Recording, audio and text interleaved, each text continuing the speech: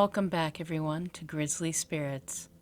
This episode will be our holiday feature with some wonderful folklore you may be familiar with, at least one of them.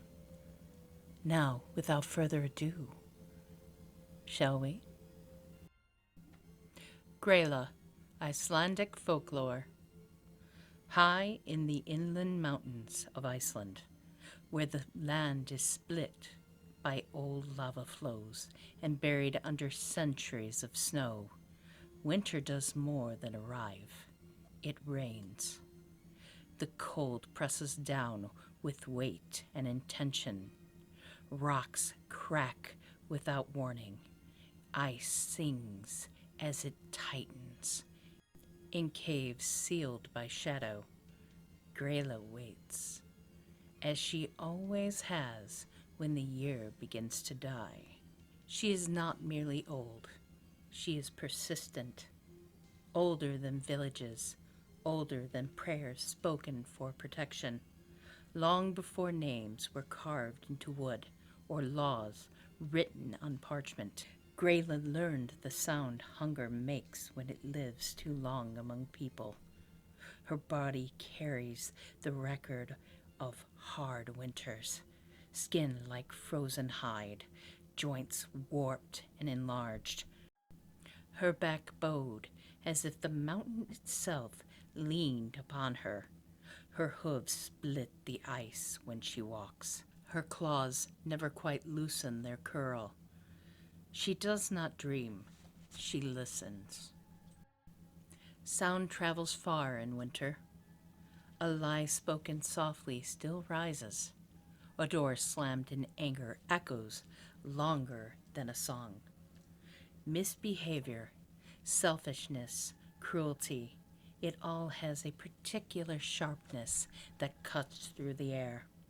Gryla tastes it and knows when the balance tips, when enough weight gathers, when the year grows dark enough. She stands. Her cave exhales cold as she leaves it.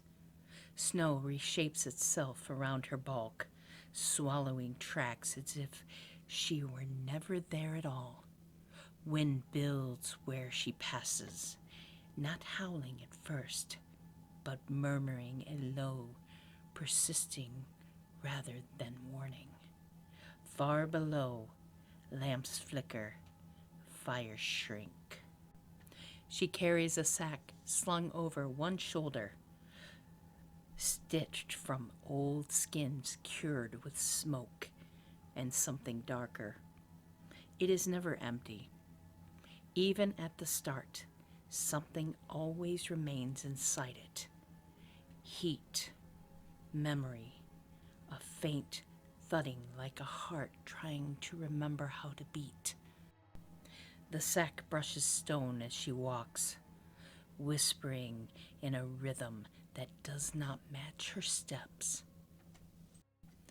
Behind her moves the Yule cat, a vast shape of fur and shadow, drifting rather than walking. Its eyes glow with a dull, patient fire, like embers burned deep beneath ash. Frost gathers in its coat without melting, clinging as though afraid to fall away. The cat makes no sound, but the air tightens around it, the way breath tightens in a held throat. Where Gryla listens for wrongdoing, the Yule cat hunts neglect. They move together through the valleys. Roofs crunch beneath snow as if trying to disappear. Barn doors groan in protest, though no wind has touched them yet. The cat pauses, nose lifted, tail lashing once it tastes the air. Gryla stops as well, lowering her vast head, listening for what cannot be heard. Somewhere a floorboard creaks at the wrong hour. Somewhere food meant to be shared is hidden. Somewhere punishment is dealt too harshly, or kindness withheld for too long. Gryla's mouth pulls back, splitting frost from cracked lips. She approaches the chosen house without haste. The cold arrives first. Frost creeps across the windows in feathered patterns that look almost like reaching fingers.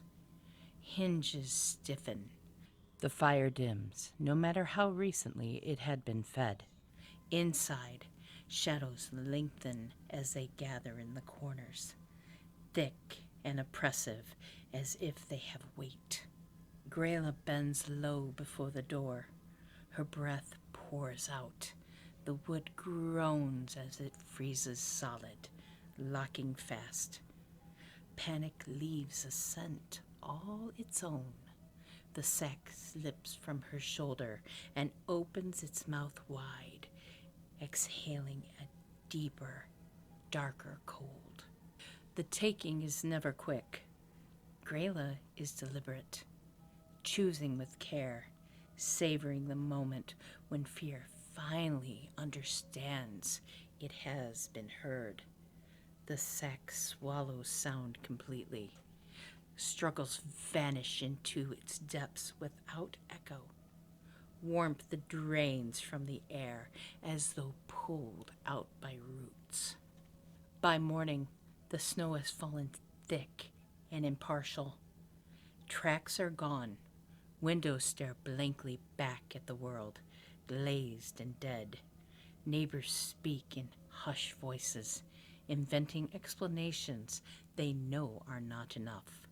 A draft passes through the house, carrying a faint smell of smoke and frost and something spoiled that never quite freezes. As Yule draws closer, old warnings return, passed around like contraband. Be diligent, be fair, finish your work, wear your wool. Make sure your fingers work faster at looms. Be certain the curtains are drawn tight and prayers are whispered to no one in particular. High above, Gryla climbs back towards the mountains, the sack heavier, form outlined briefly against the gray sky before vanishing into the snow and stone. People tell themselves these are only stories, fit for the long, dark night to keep children obedient. Yet when the wind passes at night, when something heavy seems to move beyond the glow of windows, someone listens, because Gryla is always there, and winter is not finished listening either. The Yule Cat, Gryla's companion. The darkest nights of Iceland come long before Christmas, weeks when the sun barely skims the edge of the world, and daylight felt more like a rumor than a memory. In those weeks, winter didn't just settle over the land. It crept in like a living thing, pressing against the windows, prying in the corners of turf houses, whispering through the cracks, and carried on the breath of old fear, older than Christmas, older than farms or looms or wool. Yora Katarin, the fear of the Yule Cat. A creature the size of a barn, with fur so black the darkness didn't swallow it. It swallowed the darkness. Eyes like molten gold cut through the winter storm, teeth long and carved like the fangs of some ancient predator. People said it prowled the snowfields each year as Christmas neared, hunting those who had not received new clothes. No new socks, no new mittens, no new garments to show the season's toil. That was the rule. That was the warning. And yet, every year, someone tested that rule. The wind cut across the highlands in sheets sharp enough to flay skin. It carried the scent of smoke from distant farmhouses, faint flickers of life in a world otherwise buried. The snow lay deep tonight, sculpted into drifts so high they looked like frozen bones of ancient giants. But something moved through those drifts with impossible ease. No crackle, no crunch, no sound at all. Just a ripple of snow that didn't match the wind. Above it, yellow eyes glowed, steady, unblinking. The Yule cat's whiskers trembled. It tasted the air, the countless scents woven through the frost. Moss, iron, burned peat, the resin of a loom's wood. And beneath all of that, threaded through the night like a flaw in the world, was the thin, unmistakable scent of someone unclaimed by new wool. The beast's tail flicked once. The snow sagged beneath its gesture as if it bowed to it. Far below, a cluster of farms clung to the base of the valley.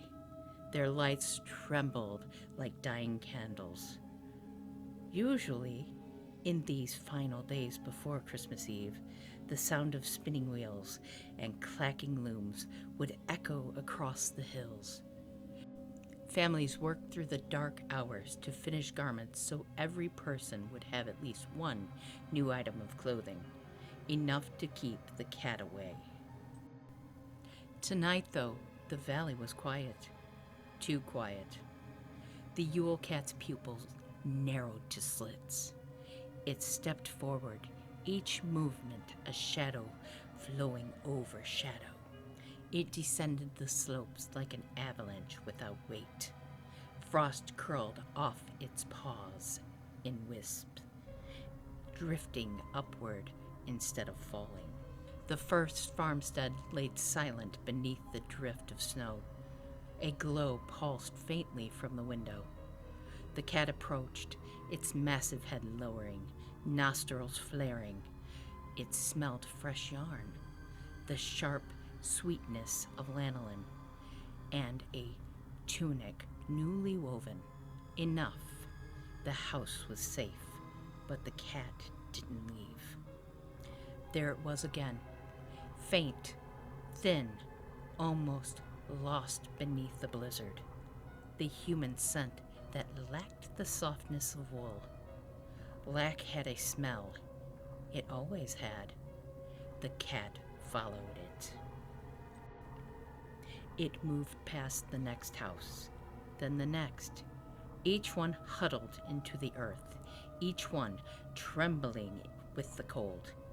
Every now and then, the cat paused, listening to something humans couldn't hear. The flutter of cloth, the stretch of yarn, the flicker of fire against a newly knitted hood or sock hung to dry. Then it stopped. Half buried in the snow lay footprints, one set, small, barely heavy enough to compress the surface, as if made by someone exhausted or half frozen. The Yule cat's lips peeled back. Not a snarl, something worse. A smile with no warmth at all. The wind rose, screaming across the valley like an alarm, too late to matter.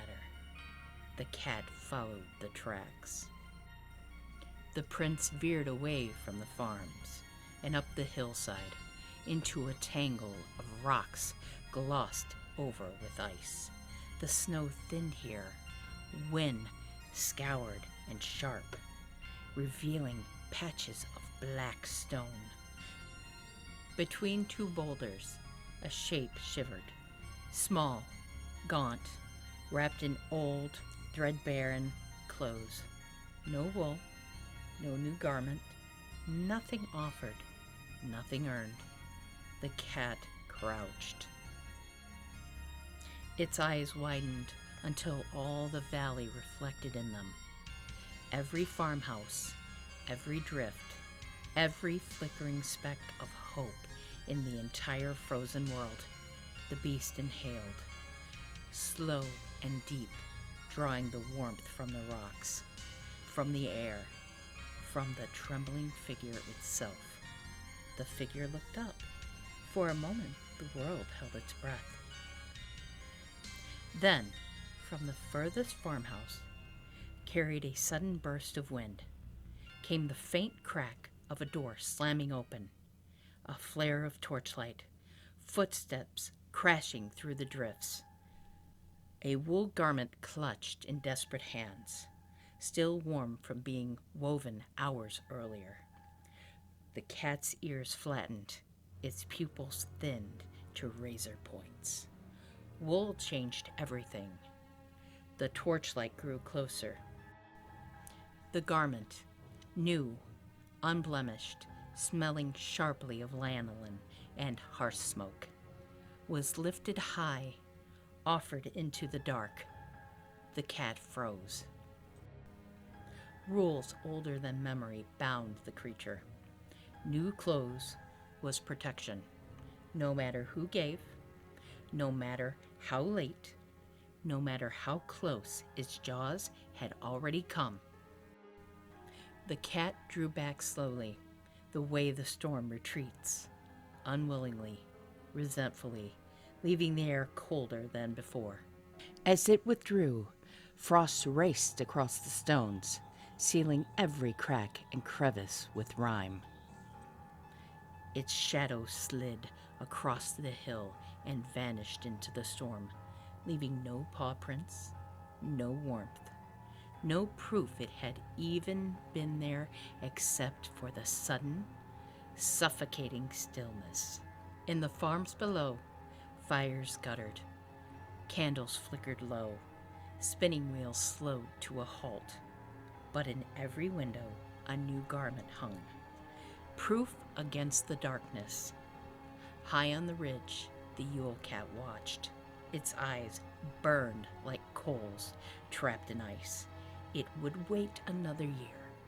It always waited, because there would always be someone without new wool, someone slow, someone unlucky, someone who forgot the old warning.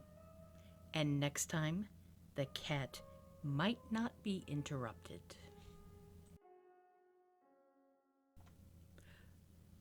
Our last tale today is, of course, Krampus. When the snow deepens and the air grows sharp enough to bite through bone, the people of the Alps remember the night that does not belong to St. Nicholas. Long before any carols or candlelight, before any kindly old man with a sack of gifts, there was another presence that came with the cold, something darker, older, and hungry. It starts in the mountains where the wind wails like the voice of something ancient. On December the 5th, Krampus Notch, the air seems to change. Footsteps echo longer, smoke drifts strangely, and forests tremble under an unforeseen weight. For centuries, villagers in the Austrian Alps told of the same warning. Keep your homes and hearts clean, and above all else, keep your doors locked when the bells begin to ring. The creature in these lands is not a myth. Not entirely. It comes from the mountaintops, wrapped in chains, dragging the echoes of old punishments. Its body covered in matted black fur, its horns twisted like dead branches that reach towards the stars. The stench of sulfur clings to it. It carries a bundle of birch rods.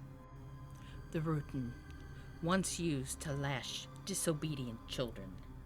Those that feel its presence say the air burns with fear before the sound of the bells fills the night. One year, the winter came early. The snow buried roads, froze rivers, and cut villages off from the rest of the world. For days, the people huddled inside, whispering prayers as the storm was screaming outside, and when the winds finally died, the bells began. Not church bells. These were heavy yet dull. Those worn by cattle, yet much worse. They came from the mountainside, drifting closer with every gust of wind. The first to notice were the hunters, their dogs refusing to leave their barns. By nightfall, nobody dared speak above a whisper. As parents tucked their children into bed that night, they warned them, "If you hear the chains, do not look." However, curiosity is a frail thing. One boy, a miller's son, waited by his window as the night deepened. When the bells began to ring, he peeked out of his window. The road was empty. Then, movement. Something large, hunched over. The boy saw horns, a tail, the glint of something metallic in the dark. Then eyes, 2 burning coals slowly turning toward him. He screamed. The window shattered. The candles blew out, and the bells stopped. By morning, there were no prints to follow, only a trail of soot leading to the boy's room, to the door which hung open. That spring, when the thaw came, the hunters found something deep in the woods. A bell rusted and cracked, engraved with a single Latin word. Punitor, the Punisher. The bell was taken to the church and hung above the door as a means to ward off evil, yet every December the 5th, when the snow begins to fall, it rings once more, even though nobody ever touches it. In some villages, people still hang iron crosses above doors or scatter ashes in hopes of confusing it. The superstitious whispers that Krampus marks those who lie or steal, that its shadow passes over their roofs near midnight. It leaves no prints, only faint traces, and the low scraping sound where its hooves have passed against stone. The mountains keep their secrets well, yet the story still finds their ways to the lowlands. Krampus does not need belief to exist, only fear. With each winter, when the night stretches the longest, the world gives it plenty to feed on. The horns rise against the dark. The bells begin to ring. And when those bells ring, somewhere in the mountains, chains begin to rattle. Because Krampus never dies. He waits. He listens. And when the winter deepens, he remembers every name whispered in fear. And that concludes our holiday episode of Grizzly Spirits. Thank you all so much for joining us. We hope to see you in the new year. And if you liked what you've heard, like, subscribe, hit the notification bell, and so you won't miss a moment going forward. Happy holidays.